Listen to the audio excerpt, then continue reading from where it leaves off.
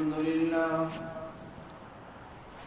لله نحمده ونستعينه ونستغفره ونعوذ بالله من شرور أنفسنا ومن سيئات أعمالنا من يهده الله فلا مضل له ومن يضلل فلا هادي له وأشهد أن لا إله إلا الله وحده لا شريك له وأشهد أن محمدًا عبده ورسوله يا أيها الذين آمنوا اتقوا الله حق تقاته ولا تموتن إلا وأنتم مسلمون يا أيها الناس اتقوا ربكم الذي خلقكم من نفس واحدة وخلق منها زوجها وبث منهما رجالا كثيرا ونساء واتقوا الله الذي تساءلون به والأرحام إن الله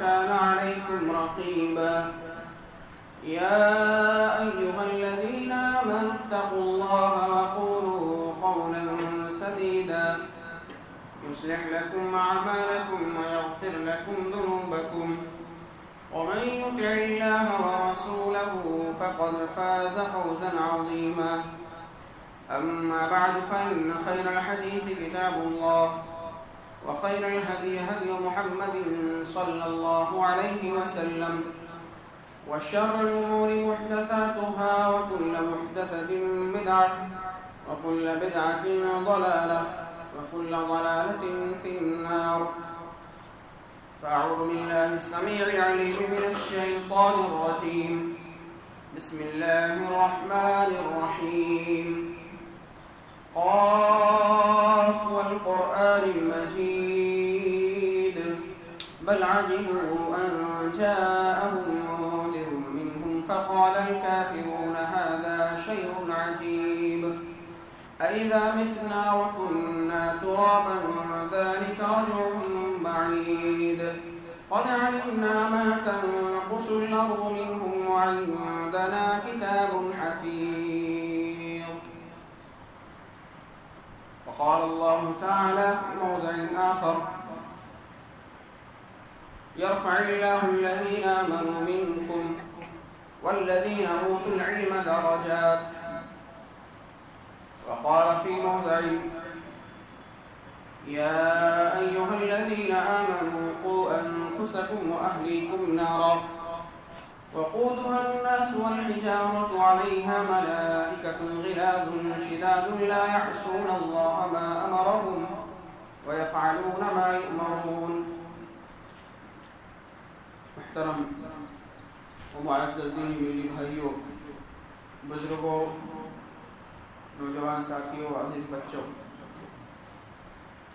اللہ رب العالمین کا بے پایہ شکر اور احسان ہے کہ اس نے ہم تمام لوگوں کو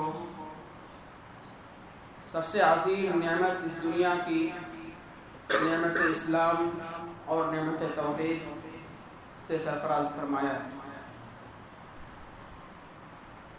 اور اسی توحید کو سکھانے اور بتانے کے لیے اور اسی توحید کے تقاضا کے مطابق زندگی بسر کرنے کے لیے اللہ رب العالمین نے بہت سارے انبیاء کرام کو اس دنیا میں بھیجا ہے۔ تمام انبیاء کرام کی دعوت کا مرکز اور تمام انبیاء کرام کی دعوت کا جو واحد مقصد وہ اسی توحید کو بجا لانا، اسی توحید پر چلنا اور اپنی زندگی کو شیطان کی پرستش، طاغوت کی پوجا، اپنے نفس کی خواہش کی پوجا سے بچا کر اللہ رب العالمین کی ذات کی عبادت پر گامزن کرنا تھا۔ سارے انبیاء کرام نے اپنی اپنی امتوں کو، قوموں کو اسی کی تعلیم دی۔ اللہ تعالیٰ فرماتا ہے وَمَا أَرْسَلْنَا مِن قَبْلِكَ مِن رَّسُولٍ إلا نوحي إليه أنه لا إله إلا أنا فاعبدون ولقد بعثنا في كل أمة رسول أن اعبدوا الله واجتنبوا الطاغوت. یعنی سارے انبیاء کرام کی دعوت کا خلاصہ یہی توحید پر چلنا، توحید پر قائم رہنا اور اس طریقے کی تعلیم دینا، توحید پر چلنے، توحید پر قائم رہنے کی تعلیم دینا، یہ انبیائی مشن ہے اور یہ انبیاء کی بعثت کا عظیم مقصد ہے. اور اسی مقصد کی تکمیل میں اللہ رب العالمین نے وارثین انبیاء کا سلسلہ اس دنیا میں جاری رکھا. وہ کون ہیں؟ اہل علم ہیں، علماء ہیں، جو اللہ رب العالمین کے بندوں کو اللہ رب العالمین کی عبادت اور بندگی کی طرف بلاتے ہیں اور ان کے عقیدہ اور ایمان کی اصلاح اور درستگی کی اپنے طور پر ہر ممکن کوشش کرتے ہیں. ہمیں اور آپ کو معلوم ہے کہ اس عقیدہ اور توحید اور اس اسلام کے بنیادی جو مقاصد میں سے ایک مقصد اللہ رب العالمین کے کلمے کا اقرار اور اس کو سمجھنا، اس کی اپنے زندگی میں عملی تنفیذ، عملی طور پر نافذ کرنا، یہ بہت ضروری ہے. اور اس علم کے سیکھنے کے لیے اور اس علم کو اپنانے کے لیے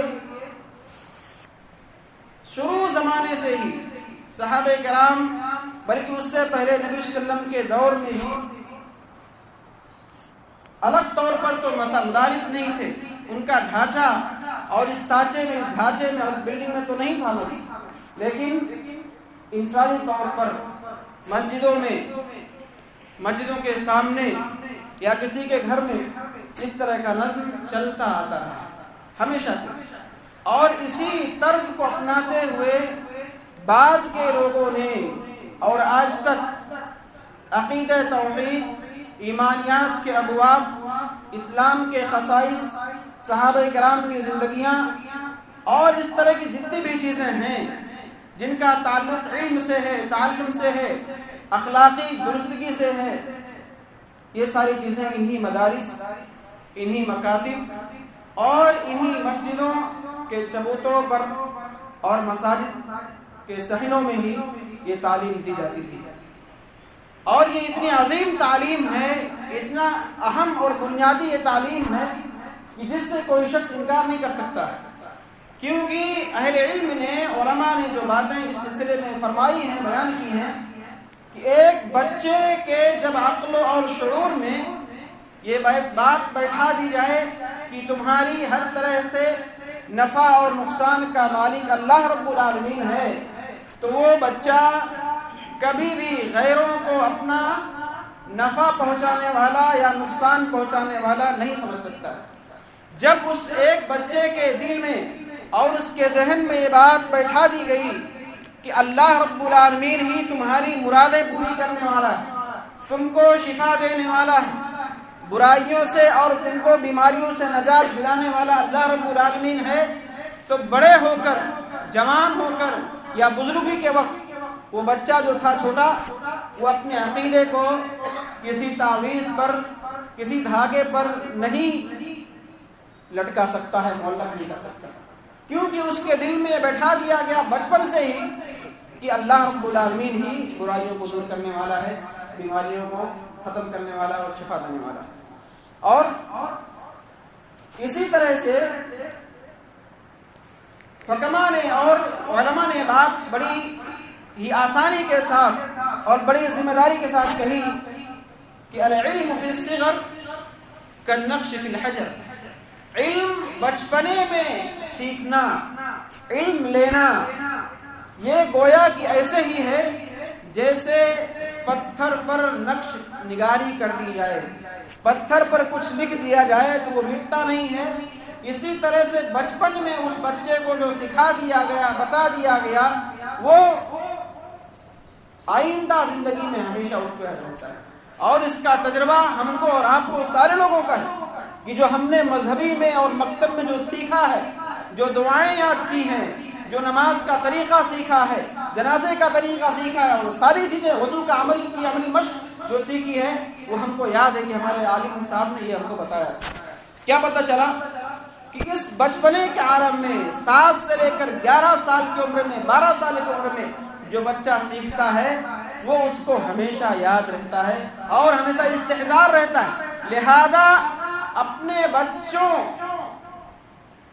کے ذہن کو دینی اور تربیتی ناحیے سے مضبوط کرنے کے لیے، اپنے بچوں کو اخلاقی اقدار کو حاصل کرنے کے لیے، اپنے بچوں میں بڑوں کا احترام اور بڑوں کا عزت و وقار جاننے کے لیے، اپنے بچوں میں دین اسلام کی حقانیت کیا ہے اور دین اسلام کس چیز کا نام ہے، ان ساری چیزوں کی حقیقت کو واضح کرنے کے لیے اپنے بچوں کے سامنے اس بنیادی تعلیم کی، مکتب کی تعلیم کی، مدرسوں کی اور مسجدوں کی تعلیم کی نہایت سخت ضرورت ہے، اور جس کا انتظام ہمارے سامنے موجود ہے۔ لہذا ایسے موقع سے ہمیں اور آپ کو کیا کرنا چاہیے؟ سب سے پہلی چیز ہے کہ ایک آدمی کو اپنے بچوں کی تئیں یہ فکر ہونی چاہیے کہ میرا بچہ، جو بھی بچہ ہے، چھوٹا ہے، بڑے ہو کر وہ کیا کرے گا، یعنی اس کی دینی تربیت، دینی ناحیے سے اس کی سوچ کیا ہوگی، وہ کیا سوچے گا۔ آپ دیکھیے انبیاء کرام علیہ السلام نے اپنے بچوں کے بارے میں کیا کہا؟ وَاجْنُبْنِي وَبَنِيَّ أَن نَعْبُدَ الْأَصْنَامَ، اے اللہ رب العالمین، ابراہیم علیہ السلام نے کہا مجھے اور میرے بچوں کو بتوں کی پرستش سے بچانا۔ اسی طرح سے حضرت یعقوب علیہ السلام نے غالباً کہا، اپنے بچوں سے پوچھا کہ تم لوگ میرے بعد کس کی عبادت کرو گے؟ تو انہوں نے کہا قالوا نعبد الہک و الہ آبائک ابراہیم و اسماعیل و اسحاق، کہ ہم آپ کے بعد آپ کے معبود یعنی اللہ رب العالمین، ابراہیم کے معبود، اسحاق کے معبود، یعقوب کے ان کے معبود، ان کے معبود ہیں، ہم ان کی عبادت کریں گے۔ کیا پتہ چلا اس آیت سے، دونوں آیتوں سے، کہ انبیاء کرام کا مطمع نظر اپنے بچوں کے تئیں یہ تھا کہ میرے بچے توحید پر قائم رہیں، میرے بچوں کے دل میں ایمان اور عقیدہ، جو صحیح عقیدہ ہے، وہ ان کے دل میں راسخ رہے اور اس سے بھٹکے نہ۔ اس لیے ان کو یہ فکر ستا رہی تھی کہ یہ لوگ میرے بعد، میری وفات کے بعد کیسی زندگی بسر کریں گے۔ اب ہمارے لیے یہ لازم ہے کہ ہم اپنے بچوں کے بارے میں فکر کریں کہ میرا بچہ، میرا بیٹا بیٹی، میری ذریت کس راستے پر چل رہی ہے اور کس راستے پر اس کو چلنا چاہیے، اور میرے بعد وہ کس راستے پر چلے، ہمیں اس کا انتظام کرنا چاہیے۔ اس کا انتظام کیا ہے؟ یہی انتظام ہے کہ آپ ان کو دینی تربیت کے حوالے سے اور دینی تعلیم کے حوالے سے آپ بیداری کا ثبوت دیں۔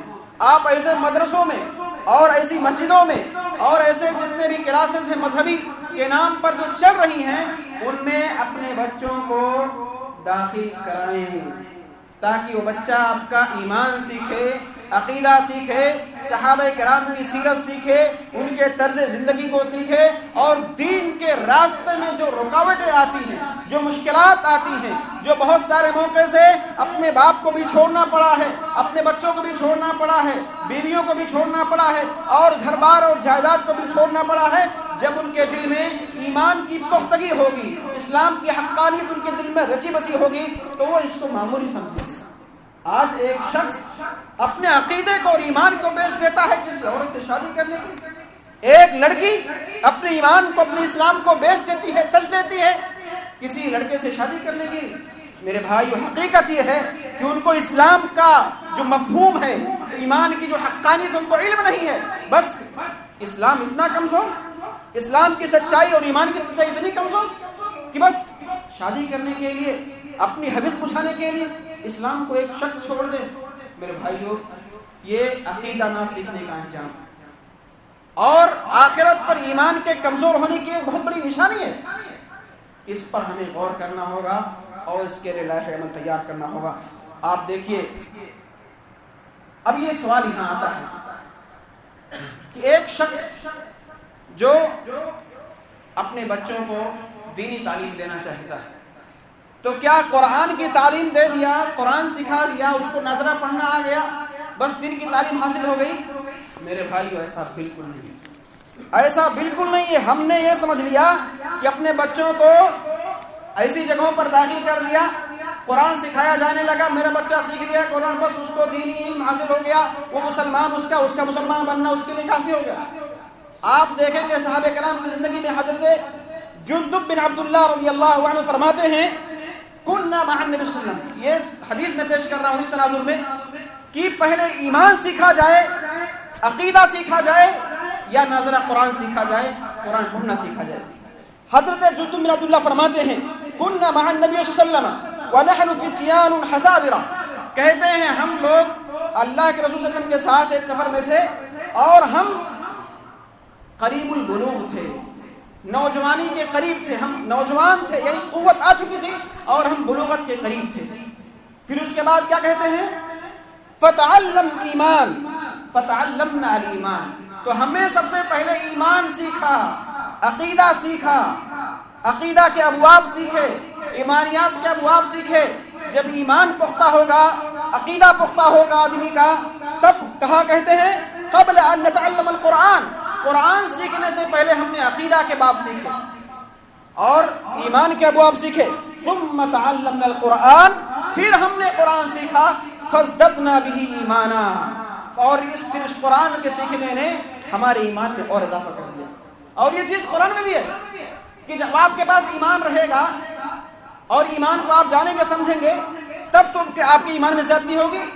انما المؤمنون الذين اذا ذكر الله وجلت قلوبهم, جب مومنوں کے پاس قرآن کا ذکر ہوتا ہے, قرآن پڑھا جاتا ہے, ان کے دل جہل جاتے ہیں. وزادتهم ایمان, اور قرآن کی تلاوت ان کے ایمان میں زیادتی پیدا کرتی ہے. ایمان کو سیکھیں گے, ایمان کا مفہوم ہمارے دلوں میں رہے گا, تب تو ہمارا ایمان زیادہ ہوگا. اس سے بھی پتہ چلتا ہے کہ ایمان کا اور ایمان کو سمجھنا, ایمان کی تعلیم یہ قرآن کی تعلیم سے پہلے ہے. اور ایک بات اور یہاں میرے بھائیوں ہمیں سمجھنے کی ضرورت ہے, اگر آدمی کا عقیدہ صحیح نہ ہو, ایمان صحیح نہ ہو, ایک اللہ واحد پر اگر اس کا ایمان نہ ہو, ہر جگہ وہ اپنے سر کو ٹیکتا ہو اور غیر اللہ کو نفع نقصان کا مالک سمجھتا ہو. ابھی ہم نے دیکھا کہ ایک آدمی جو حج پیدل کے لیے نکلا ہے, وہ کہاں کہاں کے سیر کر رہا, اللہ کی پناہ. ایسے حج اور ایسے ایمان کی میرے بھائی اللہ کو ضرورت نہیں ہے.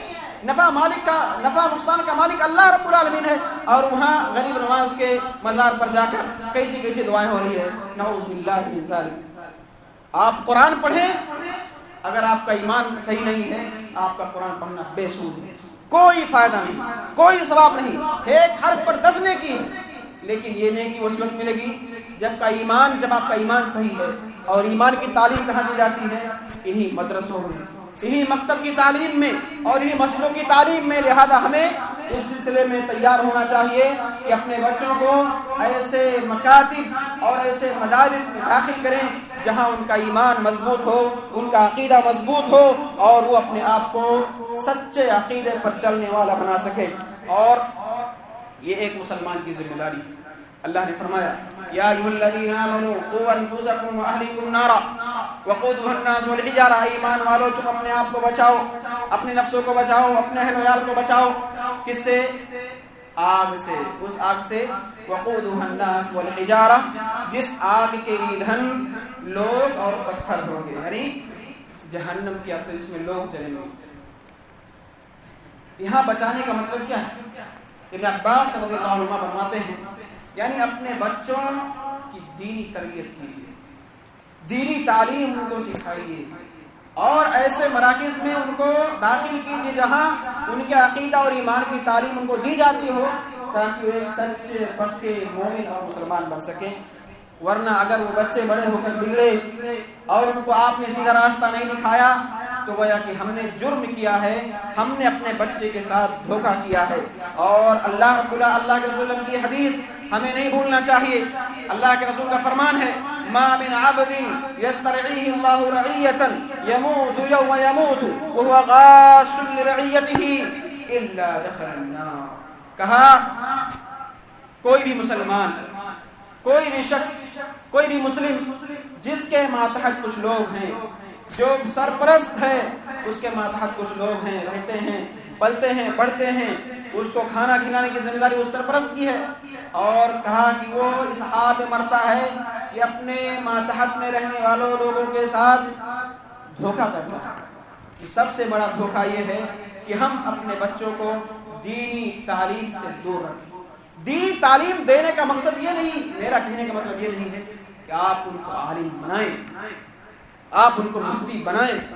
میرے بھائیوں، کہنے کا مطلب یہ ہے آپ ان کو اتنا عقیدہ ایمان کو سکھائیں کہ جب آپ کی وفات ہو تو بچہ آپ کے جنازے میں دعا پڑھ سکے، آپ کی وفات ہو تو آپ کے لیے دعائیں خیر کر سکے، اتنا تو سکھائیں۔ آج میرے بھائیوں بہت ساری چیزیں ہیں کہ بچے کو اپنے باپ کے حق میں دعا کرنی نہیں آتی۔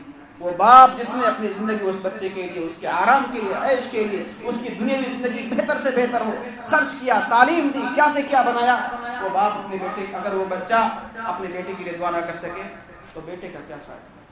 میرے بھائی، یہ غور کرنے کی ضرورت ہے اور ایسے علم سے لوگوں کو جوڑنے کی ضرورت ہے۔ اللہ کے رسول صلی اللہ علیہ وسلم نے اسی تربیت کے حوالے سے اور اسی تعلیم کے حوالے سے بعض صحابہ سے فرمایا، لوگ ہم سمجھتے ہیں، ہم میں سے بہت سارے لوگ سمجھتے ہیں چھوٹا ہے سیکھ لے گا، چھوٹا ہے جان لے گا، علم سیکھ لے گا، نماز پڑھ لے گا، دنیاوی تعلیم پڑھ رہا ہے، دین بھی سیکھ لے گا۔ میرے بھائیوں، آپ نے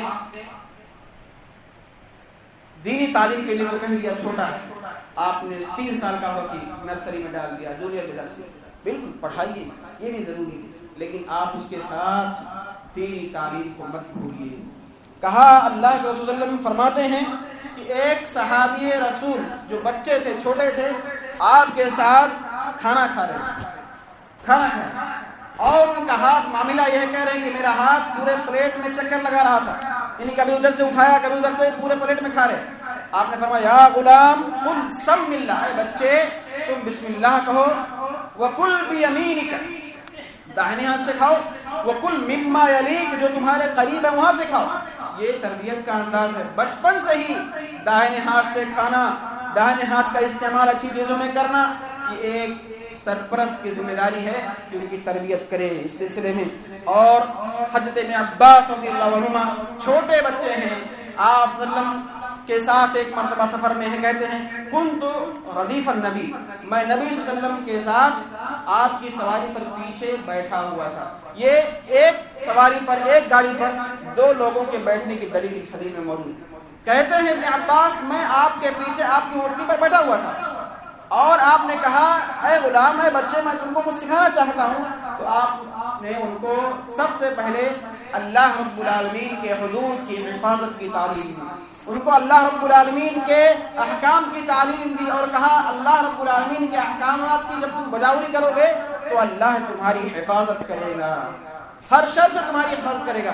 جب تم اللہ کی حفاظت کرو گے، اللہ کے احکامات کی حفاظت کرو گے، تب اللہ تمہاری حفاظت کرے گا۔ اور آگے بہت ساری باتیں انہوں نے کہی، اور اس میں سے ایک واضح طور پر بات کہی تھی، کہا جب تم مدد طلب کرو تو اللہ سے طلب کرو، اور کہا یہ عقیدہ بیٹھایا کہ دنیا کے سارے لوگ جمع ہو جائیں تم کو نقصان پہنچانے کے لیے نہیں پہنچا سکتے، سارے لوگ جمع ہو جائیں تم کو نفع پہنچانے کے لیے نہیں پہنچا سکتے، مگر جتنا اللہ چاہے۔ یہاں عقیدہ سمجھایا اور بجھایا، یہ عقیدے کی تعلیم انہی مدرسوں سے، انہی مکتبوں سے ہم کو آپ کو ملتی ہے۔ کہا کہ پوری دنیا جمع ہو جائے تم کو نقصان نہیں مل سکتا اگر اللہ نہ چاہے۔ یہ ہمارے اندر عقیدہ ہونا چاہیے۔ لوگ آج کل طرح طرح کے خیالات پہ رہتے ہیں کہ اس کی وجہ سے نقصان ہوا، اس کی وجہ سے نقصان ہوا۔ آپ نے، ہم نے عقیدہ سمجھا ہی نہیں، یہ ہمیں غور کرنے کی ضرورت ہے۔ اور اسی طرح سے لقمان حکیم نے اپنے بچے کو جو نصیحت کی تھی، اس میں بہت ساری نصیحتیں ہیں، تقریباً 8-9 نصیحتیں کی۔ ان میں سے انہوں نے نماز پڑھنے کی نصیحت، شرک نہ کرنے کی نصیحت، یہ واضح طور پر سب سے پہلے کہا شرک مت کرنا۔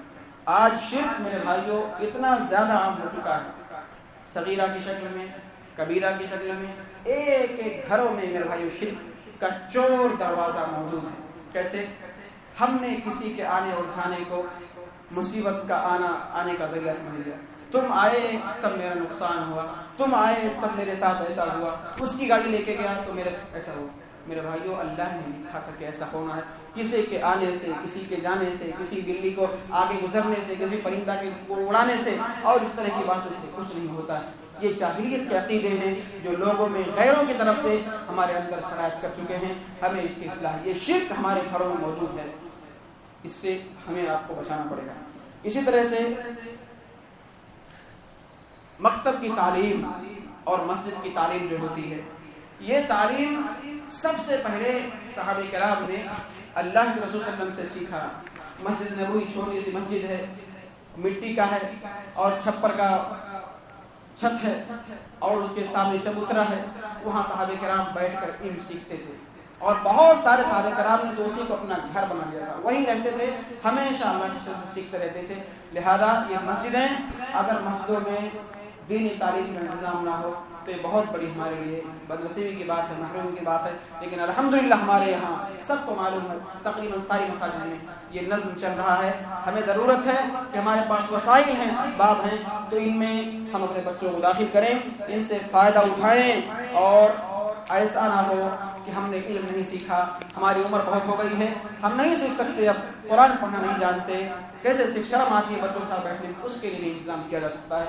آپ آگے بڑھیں تو آپ سیکھنے کی کوشش کریں تو علماء نے کہا اطلبوا العلم من المهد الى اللحد، تم علم حاصل کرو ماں کی گود سے لے کر کے لحد تک پہنچنے تک، یعنی جب تک موت نہ ہو جائے تب تک علم حاصل کرنے کی کوشش کرو۔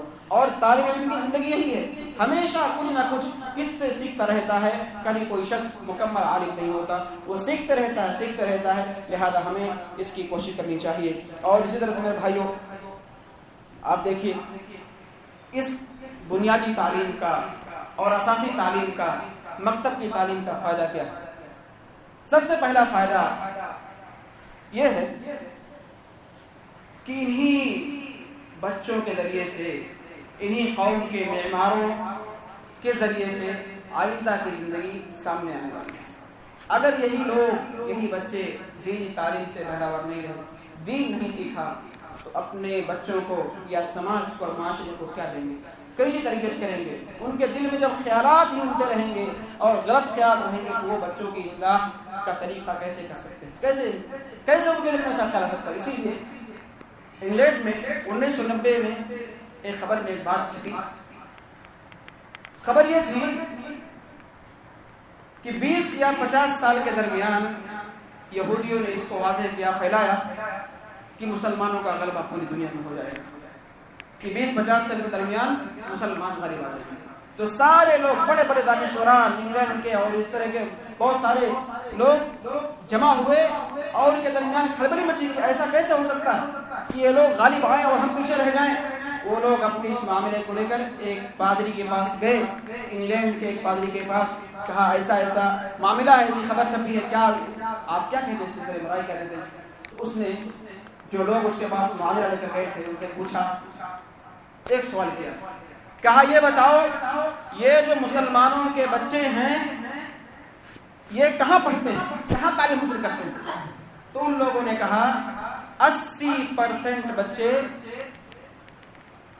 ہمارے عیسائی مشنریوں کے ذریعے سے چلائے جانے والے اسکول میں پڑھتے ہیں، کانوینٹ میں پڑھتے ہیں، اور اس میں سے کچھ بچے ایسے ہیں جو کالجوں اور اسکولوں میں پڑھتے ہیں، بس کچھ % بچے ہیں جو مدرسوں کا اور مسجدوں کا رخ کرتے ہیں۔ تو اس نے کیا جواب دیا؟ کہا پھر جاؤ کان میں روئی ڈال کر سو جاؤ، یہ بچے ہمارے ہیں، یہ بچے ہمارے مستقبل کے ہیں، یہ ہمارے مستقبل میں کام آنے والے ہیں، یہ ان کے بچے نہیں۔ آپ غور کریں گے کہ اس میں کتنی اس نے باریکی سے اور گہرائی سے بات کہی کہ آج اکثر لوگوں کا حال کیا ہے، مادیت پرست اور مغربی تہذیب کے دل دادا، مغربی لوگوں کے کلچر کو، ایسے بیہودہ لوگوں کے کلچر کو اپنانا، ہم نے اپنا شیوا بنا لیا، ہم نے اپنا طریقہ بنا لیا کہ وہ ایسے ہے، وہ ایسے ہے، ایسا کرنے سے آدمی متاثر ہوتا ہے، کسی کو ہم متاثر کر سکتے ہیں، وہ طریقہ اپناتے ہیں۔ تو اس نے حقیقت میں صحیح کہا تھا کہ جاؤ آرام سے سو جاؤ، یہ بچے ہمارے ہیں۔ یعنی اگر بچوں کو ہم نے تعلیم سے نوازا نہیں، دینی تعلیم، دینی تربیت ہم نے نہیں کی، تو بچے ہمارے ہاتھ سے نکل جائیں گے اور ہم ہاتھ ملتے رہ جائیں گے۔ اسی طرح سے میرے بھائیوں، قوموں کے عروج اور ارتقاء، قوموں کی بلندی اور ان کی اصلاح، اخلاق کی اصلاح، ان کی دینی تربیت انہی بچوں کے ذریعے سے آئندہ دنوں میں آئندہ سالوں میں ہونے والی ہے. اگر انہوں نے سیکھا تو یہ اپنے بچوں کو کیا سکھائیں گے؟ اس پر غور کرنے کی ضرورت ہے. اسی طرح سے دینی شعور انہی مکاتب سے آدمی کے اندر پیدا ہوتا ہے. حمیت، دین کا جذبہ، دین کی حفاظت کا جذبہ، اور اسی طرح سے اسلام کے اور مسلمانوں کے خلاف اڑنے والے پروپیگنڈوں کا یہ جواب اسے دے سکتے ہیں اور اس کی سازشوں کو سمجھ سکتے ہیں جب یہ دینی تعلیم سے بہرور رہیں گے، ورنہ وہ اسی کے بہاؤ میں بہ جائیں گے اور اس کو اپنا بہت بڑا ہتھیار سمجھیں گے. جیسے اسی کم علمی کا نتیجہ ہے کہ آج بہت سارے لوگ مرزا جہلوی جو صحابہ کرام کے خلاف بھوکتا ہے، معاویہ رضی اللہ عنہ کے خلاف بھوکتا ہے، اس کے دامن فریب میں بہت سارے لوگ آ چکے ہیں. کیوں؟ اس لیے کہ ان کو علم نہیں ہے. علم اگر ہوتا تو وہ ایسے رافضیوں کے پروپیگنڈے میں شریک نہ ہوتے اور ان کا ساتھ نہ دیتے. اسی طرح سے ایسے ماحول میں رہ کر ایک بچہ اخلاق سیکھتا ہے، بڑوں کا چھوٹوں کا احترام، بچوں پہ شفقت، بڑوں کا احترام، عقیدہ کی اصلاح، صحابہ کی غیرت ایمانی، شریعت کے عمل کی ترغیب، اور اس طرح بہت ساری چیزیں جو ہمیں انہی مدارس، انہی مکاتب اور مساجد کی تعلیم سے ملتی ہیں. ضرورت اس بات کی ہے کہ ہم اس سے فائدہ اٹھائیں اور اس پر عمل کریں اور اس کو اپنا بہت بڑا حفظ ذہن سمجھیں اور اس کو سمجھیں کہ ہم یہ نہ سمجھیں کہ یہ دینی تعلیم ہمیں دنیا کما کر دے گی. ہمارے اساتذہ کہا کرتے تھے، اور خاص طور سے آخری دروس جو ہم لوگوں کو آخری سال تھا نصیحت کرتے ہوئے انہوں نے کہا تھا کہ یاد رکھو یہ علم جو تم نے سیکھا ہے اس سے دنیا نہیں کمایا جا سکتا ہے. اگر دنیا کمانے کے چکر میں گئے تو تم سیدھے راستے سے ہٹ جاؤ گے. تم کو اتنا مل سکتا ہے، تم مطمئن رہ سکتے ہو، لیکن دنیا کے چکر میں اگر آدمی پڑتا ہے تو ظاہر سی بات ہے اخلاق بگڑ جائے گا اور وہ راستہ جو سلف کا راستہ ہے اس راستے سے آدمی ہٹ جائے گا. اور اسی لیے بعض علماء نے یہاں تک کہا کہ اگر اسلامی تعلیم کے بغیر، اسلام کی بنیادی تعلیم کے بغیر اگر ہمارے گھر میں بچوں کی پرورش ہمارے ہی بچوں کی ہو رہی ہے تو ہم یہ سمجھ لیں ہم اپنے گھروں میں اپنا دشمن، اپنے دین کا دشمن، اپنے اخلاق کا دشمن اپنے گھر میں ہم پیدا کر رہے ہیں. یہ علماء نے کہا ہے. ہمیں ضرورت ہے اس بات کی کہ ہم اس تعلیم کی طرف توجہ دیں، اپنے بچوں کا بہترین مستقبل بنائیں اور ان کو دین تربیت سے، دین تعلیم سے بہرور کریں. اللہ رب العالمین ہمیں اور آپ کو اس کی توفیق عطا فرمائے. اور یہ علم اتنا عظیم علم ہے کہ اسی کو اہل علم نے اسی کو علم کہا کہ جس سے اللہ کی معرفت حاصل ہو، رسول کی معرفت حاصل ہو، دین کی معرفت حاصل ہو. یہی علم ہے، اس کے علاوہ علم نافع اور کوئی نہیں. ہمیں اس پر غور کرنا چاہیے. اللہ تعالی ہم کو اور آپ کو توفیق دے. آمین. بارك الله لنا ولكم في القرآن العظيم ونفعني وإياكم بالآيات والذكر الحكيم إنه تعالى جواد كريم ملك بر رؤوف رحيم.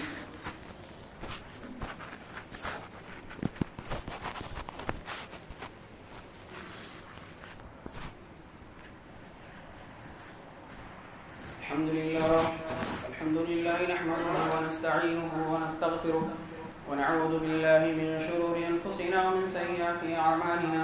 من يهده الله فلا مضل له ومن يضلل فلا هادي له وأشهد أن لا إله إلا الله وحده لا شريك له وأشهد أن محمدا عبده ورسوله. أما بعد فإن خير الحديث كتاب الله وخير الهدي هدي محمد صلى الله عليه وسلم وشر الأمور محدثاتها وكل محدثة بدعة وكل بدعة ضلالة وكل ضلالة في النار. إن الله وملائكته يصلون على النبي يا أيها الذين آمنوا صلوا عليه وسلموا تسليما. اللهم صل على محمد وعلى آل محمد كما صليت على إبراهيم وعلى آل إبراهيم إنك حميد مجيد. اللهم بارك على محمد وعلى آل محمد كما باركت على إبراهيم وعلى آل إبراهيم إنك حميد مجيد. عباد الله يرحمكم الله. إن الله يأمر بالعدل والإحسان وإيتاء ذي القربى وينهى عن الفحشاء والمنكر والبغي يعظكم لعلكم تذكرون. ولذكر الله تعالى أولى وأجل وأتم وأكبر والله يعلم ما تصنعون.